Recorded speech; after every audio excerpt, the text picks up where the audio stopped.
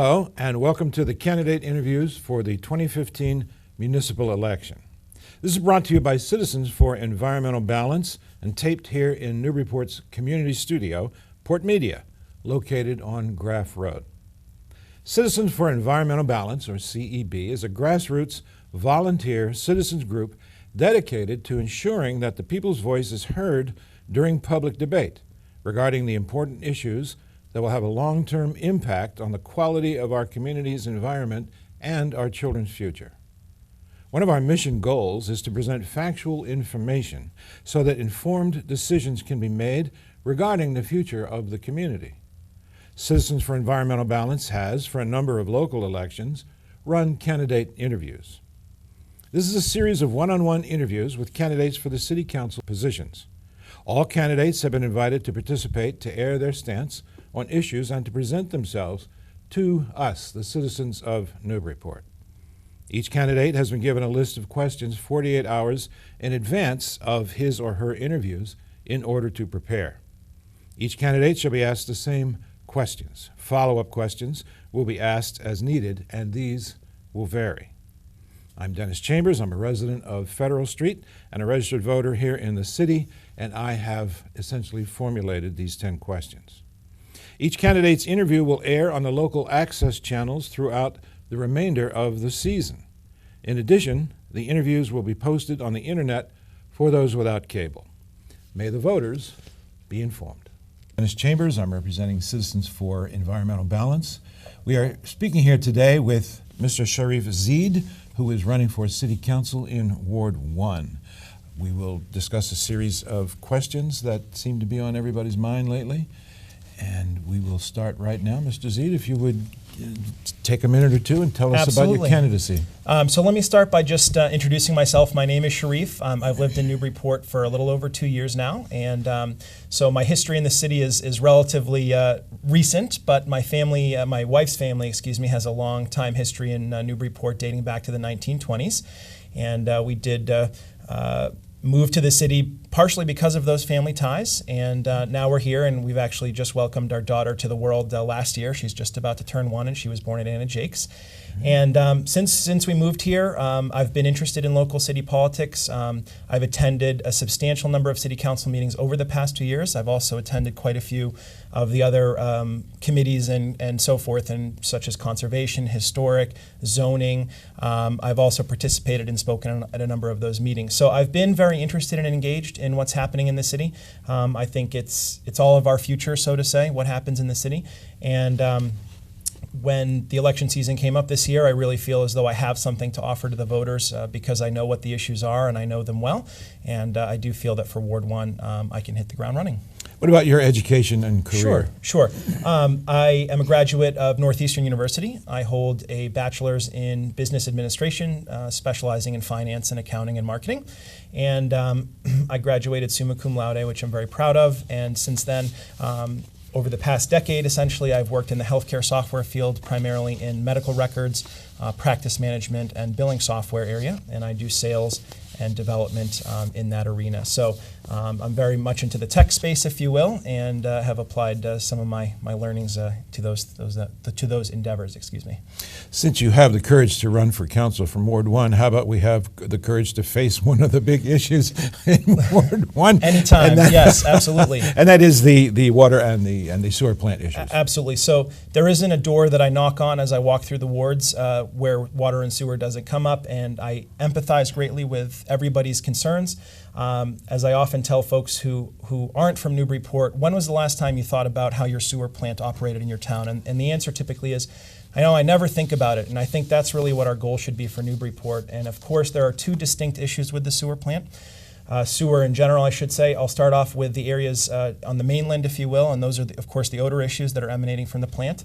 That's not a new issue at all. It's something that's existed for quite some time, and we're basically getting around to remedying it now. And my involvement in that process has been to attend a number of Water and Sewer Commission meetings, including the most recent one, which I think was the most important one, to hear about what the engineers basically found from a technical perspective. This is a technical problem, and it needs a technical solution. It needs an engineering-based solution.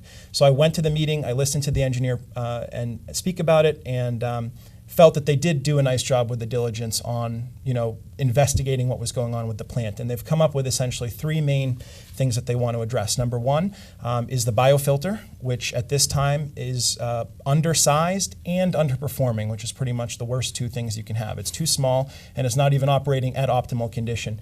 Number two is the clarifier tanks covering those. And the last one is to introduce ferric, as they call it, which is a chemical intervention, particularly for waste coming off of the island. So those are the three things. That being said, I don't believe that the issue is closed. I don't believe it's done. The two outstanding things that are remaining are, number one, to vet out and finalize the design. There are important decisions to be made about, for example, sizing the new biofilter. And that's something that I feel like a ward councilor, because the issue's been so big, particularly in Ward 1 and, of course, to some extent in Ward 2 as well, needs to be involved in. And we already know we want to oversize it just because it may not operate optimally forever. And number two, we certainly are welcoming new developments into the city. So it's not done yet, and that's what I think is the most important thing, is that, yes, we're moving on the right path, and so finishing up the design is number one, and number two, of course, is determining and figuring out the funding for it. The number right now that's been thrown around is $3.4 million. At the end of the day, that there's only one source to pay for things, and that's in this case going to be the ratepayers. So we really need to figure out, okay, if we're going to spend this money, there's no more mulligans. This is it. If we're going to spend the money, we really need to address the issue, and we need it to be warranted. And I hate to take too much time on this question, but it's so important for Ward 1. So let me finish with the second issue, which is Plum Island. Plum Island is in a very unfortunate situation. We have folks out there paying a betterment against a $22 million system, which is essentially in big trouble, I would say. There are tons of questions about the history of it. Should it have been installed this far north, the type of system that was used, air vac as it's called? What's the future? So what I can tell you is this. Number one is people should know that there have been some mitigations that have been made for this winter specifically, and they are including the following. Number one was mapping out the location precisely of each candy cane, something that we did not have last winter. So when we had something freeze, there was a lot of guessing and walking around and actually using trained ears to listen for hissing and saying, where is it frozen?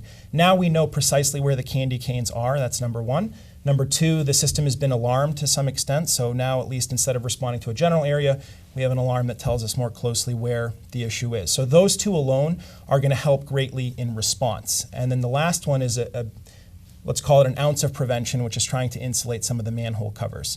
That's what we have done and are able to do for this winter. Those are mitigations. They're not long-term solutions. This is a long-term problem, and I think we can't just sleep on it during the summer, essentially when the problem sort of goes away, because it gets off of people's minds. I'm really worried about it. I know winter's just a few months away, and we just need to keep pressing on the gas there to find a technical solution again, and that's something where these two issues differ. On the sewer plant, there's been a comprehensive engineering sort of review here, and I think there are some solutions that are coming out. Plum Island, I don't think we figured out how to fix it yet, and the job of a ward councilor is to basically keep that issue on the forefront, because again, we need to get to the point where in Ward 1 we don't think about the sewer plant. It just hums along, it operates, and that's basically the end of it. So those are some thoughts on the water and sewer plant. Thank you. Even before you got here, one of the big issues that have confronted Newburyporters is the New England Development Corporation. Sure. They have presumably big plans for the town. People aren't sure. Many people aren't sure what those plans are. They're a little nervous about it. Talk about no mulligans. What if Mr. Carpenter's group comes in and they start making changes that are irrevocable? Then what? Do you have any feeling about and sense about Absolutely. That? So there's a couple things I would say about this. Number one is, at this time, the most important thing that we do is we focus on what we can control in that area. And there are a couple of things that we can control and a couple of things that we can set up to put ourselves in a good position going forward. The first thing is zoning. So obviously there are a few overlay districts that exist currently in that area, and they're pretty stringent, actually. If you read them, what's permitted there by right versus special permit, and then there's a special overlay district which essentially overlays a special permit across the whole thing.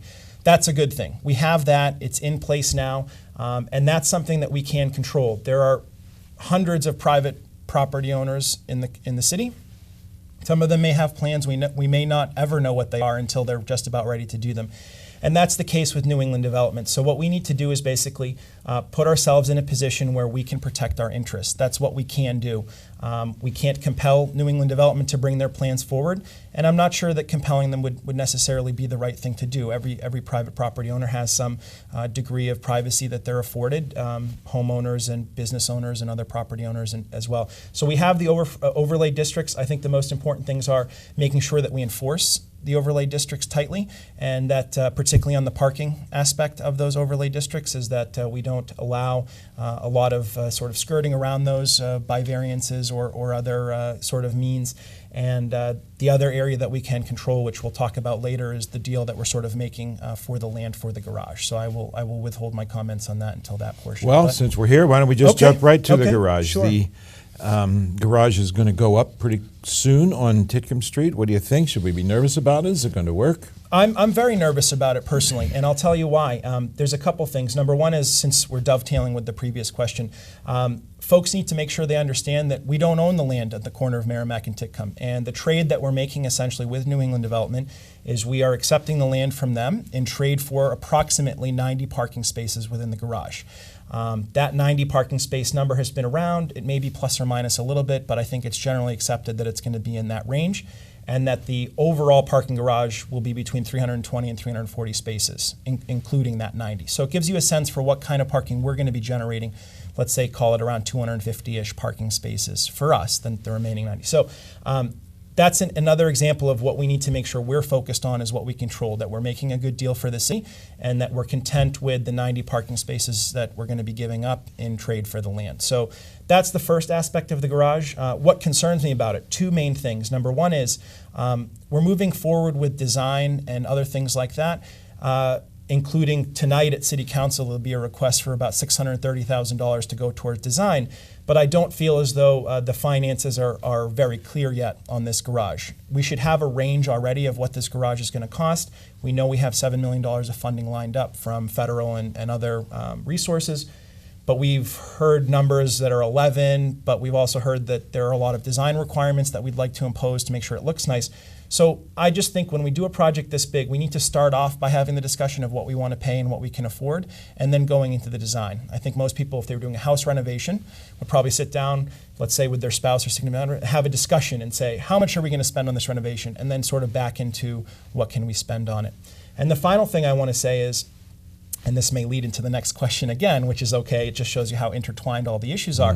It's a tragedy that the garage and the waterfront are not talked about together. They should be talked about together. They should be talked together about now. The only thing I can really imagine that would be worse than sort of where we are now with the waterfront, which is 2 dirt lots, is having 2 dirt lots and a parking garage. So now we're just basically building more parking, and we're not making that trade. I think there's a lot of, when I talk to folks, there's a lot of hesitation about building a garage in general and whether we need it, but my opinion is it's a quid pro quo, and the trade-off is supposed to be that we're building this garage finally, and the trade is that we're going to have some more open waterfront.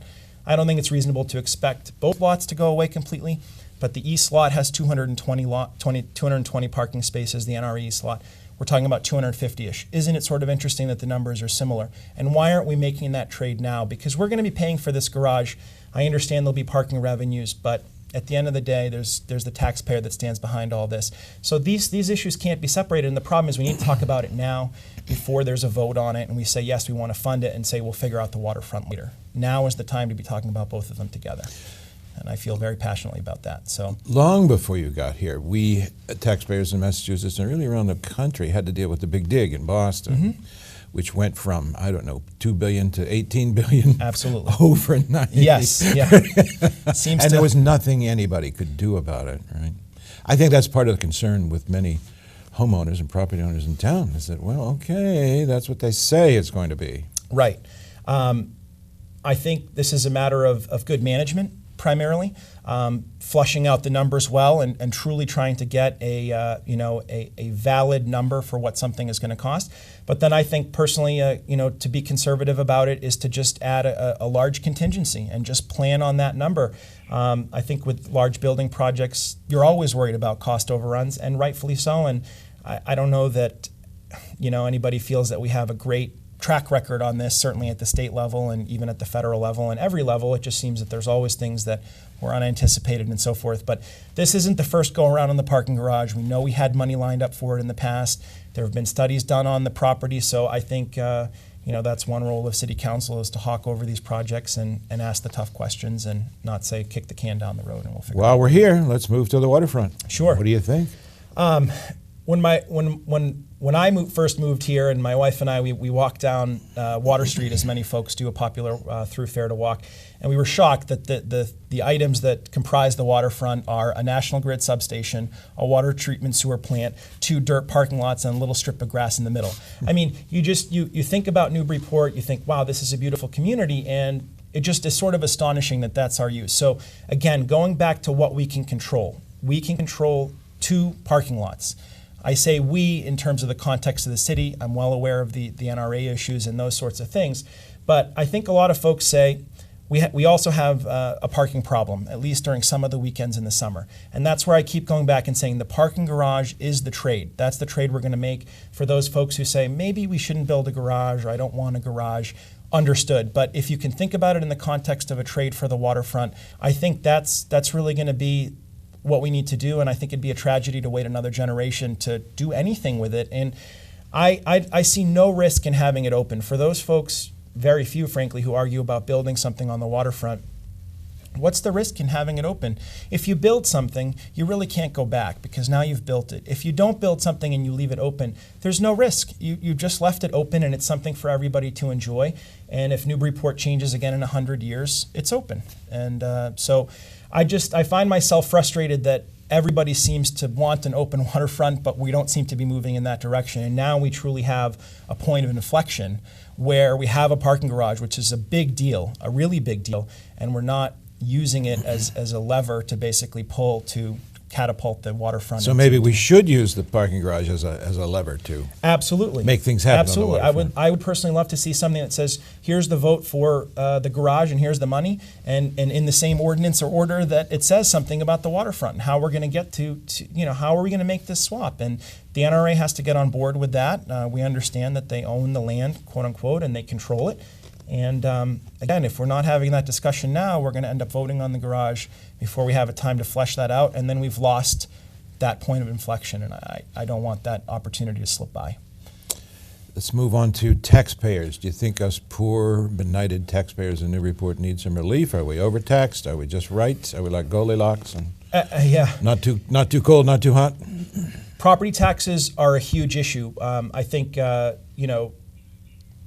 we really have to look at what's driving our property taxes, and what's driving our property taxes are really big projects, and we're really in the middle of, depends on who you ask, whether we're in the middle of, the beginning of, or the end of a building boom, but any way you look at it, we're in a building boom. We have school projects, we have stadium projects, we have culvert projects, garage projects, and so forth. And now is the time, I think, where we need to start to slow down. So we've built the schools up, we've built the senior community center, those things are built. And now what we need to do is really slow down on some of these huge projects and, really just slow down in general, but also take a bite out of some of these capital issues that you're going to get to. You're going to ask me about sidewalks, I know, and basically spend some money there. So I think the property tax issue is a big issue. I think it's a valid issue. I think everybody should always be looking at, what am I getting for my money, essentially? And I think that's a competitive thing between cities and towns, is that you have to look at it and say, okay, if I take a young family and they want good quality schools and they want good quality roads, and these days the information's all out on the internet. You go and you do your research when you're buying a home, and you look at the annual property taxes and you compare that with, frankly, the reputation of the community, and that is largely driven by the strength of its schools, the quality of its infrastructure, and so forth. So as somebody who spent my career in the private sector, I can't help but be competitive and say we need to make sure that we be competitive and that we are providing services that are commensurate basically with the taxes that we're charging. So big time issue, and I think if we're really going to control our property taxes going forward, it's going to be by slowing down on projects and being a little bit more deliberate on them in some cases. Thank you. What about the city budget, the Newburyport budget? The City Council can't add any line that the mayor comes up with. We can delete, I think. Do you have any plans for thinking about deleting any items, or? So On paper, I guess I would say that it appears that City Council has few sort of controls over the city budget, and to some extent, the way the city charter is written, yes, the mayor, it's kind of a directional thing where the mayor is the one proposing the spending, and there is a great deal of direction that comes from that. But you know what? The voters put the mayor in office too, and that person has to earn his or her seat every 4 years now. So I'm not sure that that's inherently wrong, but I think we don't want to understate City Council's role in the budget. The first thing is our role is to scrutinize, or would be if elected, or to scrutinize the budget heavily and to ask tough questions. And if a line does need to be cut, then that's where it needs to go. And I think of it sort of as a little bit of a nuclear option to basically send back the entire budget. But it's all about representing. I think a lot of it is priorities, is saying, okay, are we prioritizing our budget? And so what can City Council do? Well, the budget workshops provide an opportunity to look at very detailed line items for each department, an opportunity to question each department head on their budget. And I think actually in terms of the city budget, I'll lead to another question if it's okay with you. Is your choice. Free cash is a big deal. So a lot of the budget, I think, is more on a track than folks realize. Certain expenditures are going to go up a few percent every year just because of inflation, and that's going to be expected. And what City Council's role is to look at those lines and say, I'm noticing a really big jump in here, and looking for the reason why that's the case, and if it's justified, then so be it. But where we really get into debate, I think, or can get into debate, is free cash and what to do with that free cash. And so that's something that's very important to me as well. My problem with free cash is the name itself. I should think available cash, surplus cash. It's not free. Right, exactly. You took the words right out of my mouth. So free cash is absolutely, I don't know if you want to call it an unfortunate term, but it's not reflective of what that money is. The bottom line is we collect X number of dollars, we spend Y, and the difference between the two is positive. If it's positive, then that's basically sort of free cash. Now, I want to say that free cash inherently is not a bad thing. It basically is an indication that some things maybe came in under budget. And I also like to think about free cash in some senses as a short-term rainy day fund as compared to the stabilization fund, which is a long-term rainy day fund. So having free cash inherently is not necessarily a bad thing, but we need to respect it because it's taxpayer money. It's money we collected for services and infrastructure improvements and all the other things in city services. And if we have it left over at the end of the year, we have a responsibility to treat it with the same due respect that we have during the budget. And my biggest issue with free cash right now is we kind of use it as a weird capital fund. And by weird, what I mean is we don't have a capital fund. We don't have a certain amount of money every year that we say we're going to spend on capital every year. And that way we have a consistent annual investment in our infrastructure. Now we can debate every year how to spend it, but I'd like to say that if we end up with, say, $2 million of free cash at the end of the year, that's a big number to invest into sidewalks or into schools or something like that. And so it's responsible to have a rainy day fund to some extent, and we should do that. And the stabilization fund is our long term, and it's 5% of the budget every year automatically. So this year, $59 million budget, $5.9 million or so is a stabilization fund, let's call it. Free cash, it's our money. It's the money we paid into the city. So we need to make sure that we're using it, and we're clamoring for a lot of these things. And I think having an expectation that every year, let's just throw a number out there, that we spend $1 million on capital, and then we can argue about how to spend that $1 million and take it from there, basically. I think we saw the value of available extra cash during the terrible snows that we had last winter. Absolutely. Terrible. Absolutely. Just terrible. Absolutely. Snow budget, was budgeted for $90,000 or something like that, as it is again for this year, and it was, I think, $700,000 or $800,000. We also that was the first week, I think. That was the first week, 90,000. exactly. Yeah. The first 10 minutes of the first storm, and we also, used that cash, I think, to some extent, with some of the Plum Island woes, where we initially had to pay essentially to have folks in hotels. Now, in the end, I think insurance kicked in and covered some of that. But to have that cash on hand, it's the same thing in a household. Your alternator breaks on your car, you dip into that rainy day fund. So there's this balance that has to be done. And right now, my concern is that I don't always feel that free cash is being respected as that taxpayer money that it is, and that we have so many infrastructure improvements that we want and need to do. It begs the question, are we hitting that balance correctly? And are we adequately debating how we're spending that money, as opposed to, okay, we have free cash, somebody puts in a transfer request or an ask for a relatively large number in the middle of a budget year for something that really was anticipated. It's one thing if your alternator breaks. It's another thing if your house is going to need a new roof. That doesn't happen overnight. It happens over a period of the life of the roof, 20 years, let's say. So you had to break my heart with the whole new roof thing, right? Yes, I did. But you know what? All these new buildings we're building, they're going to need new stuff eventually too. And the bill always comes due. You can run around it as many times as you want. I just got the bill yesterday. So did you? Okay, so you know. My heart's a little sensitive. Yes, well, I think you should be happy you got somebody to work on it this summer. Everybody's been so busy, it's been hard to get a phone call back. So can we do on education? 1 or 2 Sure. more minutes. Are school children being well served, do you think? I think the schools have made tremendous strides in improving. I think everybody recognizes that there were some low points during some tough budget years. And I think a couple to stay positive for a few things, and then areas of improvement are, we're finally starting to see, I think, some consistency in the leadership, and having somebody stay with the school system for a while is very important, and it allows enough time for changes to occur. I think it's not fair to give somebody a year to make a change and then say, okay, well, nothing's happened. So the schools have been making improvements, and when my wife and I moved to Newburyport, we looked at the schools. I mean, you don't take anything for granted, and like I said, you're paying those property taxes, and you are expecting services. We have a young daughter. We anticipate sending her to public schools. I'm a graduate of public schools. My wife is. It's a big deal, and so City Council has a few roles in the school that are important. Number one is every year you get one vote a year on the budget. The schools appear as one line on the city budget, and it's essentially a yes or a no. So in that regard, you might think, well, City Council's again a little bit at a disadvantage to sort of control how the schools go. But I think one is how effectively you manage the budget is a huge impact on what extra you might be able to give the schools. This year we saw a little bit of that with a few dollars being squeezed out from a few lines. And the second thing is, I think any community where there's just everybody's on board with the schools and feels that the schools are important, City Council included, and as City Council has a committee called Joint Education, which meets with the school committee. That's really important, and that's what I think I see as my role if I were elected as City Councilor.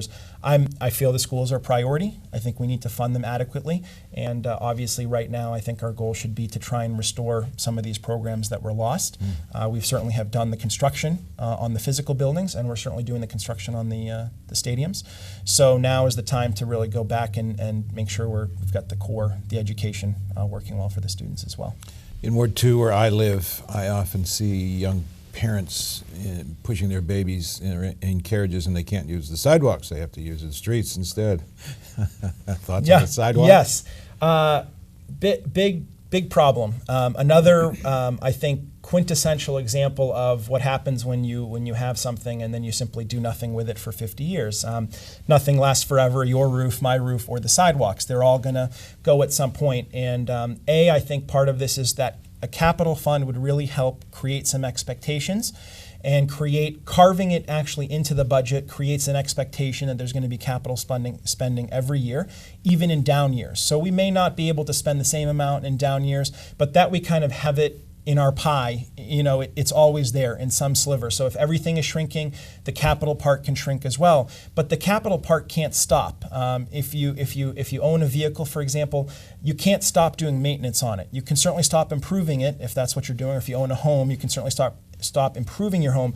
But stopping your maintenance is it's pound wise. It's a bad idea. It's penny wise, pound foolish, because eventually the bill comes due later, and it's actually a much higher bill.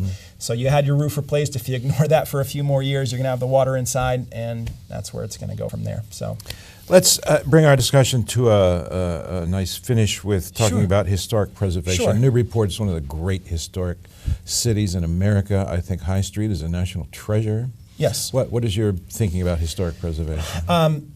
No doubt about it. Newburyport's a historic community. Very important. When we, just on a personal note, when we have folks visit, folks always like to walk. We always enjoy walking through the neighborhoods and marveling. My personal opinion is I think there are a couple of things we need to address in the short term. One is infill, which has been a big problem for a lot of folks. I think that's the result of a weak or poor zoning ordinance as it was written, as most folks know that are familiar with it. Our zoning was essentially a copy and paste from another, from the state or wherever it came from, and it wasn't really applicable to Newburyport. So my view is we need to have, we're currently in the middle of rewriting the zoning for the entire city, and that's an important endeavor. And I think that we need to basically hash out a lot of those details more clearly and recognize that lots in Newburyport are not the same as lots in any other town, really, and that we have a lot of zero lot lines, and we have a lot of things like that, and I think that's something that's being worked on now and is very important. And the other thing I want to say is, I can't say enough for the immense pride, I think, that the residents in my ward, Ward 1, take in their homes, and I think that's true for all of the wards. And it's amazing. I mean, the amount of time people spend curating their homes and taking care of them and sort of being stewards of them. So I think it's very impressive and something certainly that attracted us to the neighborhoods. Would you take a minute or two and wrap up your Sure. your candidacy and tell Absolutely. us what we need to know for sure? So if I could wrap up and say anything, it would be this. Again, my name is Sharif. You're welcome to get in touch with me anytime if you'd like. My website is reachsharif.com, and my email address is sharif@reachsharif.com, so just trying to get that name out there. What I want people to know about me is that I've been heavily engaged in this for the past 2 years. I am not starting from scratch. I'm not going to go to a city council meeting if I'm elected and try and learn the lay of the land. I know exactly what the issues are. I've worked really hard to develop clear and crisp views on them, and I'm happy to stand behind those views. And I want to hit the ground running, and I think the most important things right off the bat are to get these sewer plant issues resolved and to get us some hopefully novel thinking on things like sidewalks, because the current path that we're on now, we're simply not making headway. We may actually be losing sidewalks faster than we're able to even fix them. So I'm ready to hit the ground running. I'm open and accessible, and that's one of my main goals as well. And I would welcome any input, comments, questions at all. Sharif Zeid, thank you so much for your time today. It was a pleasure. Thank you very much. Yeah. I appreciate it.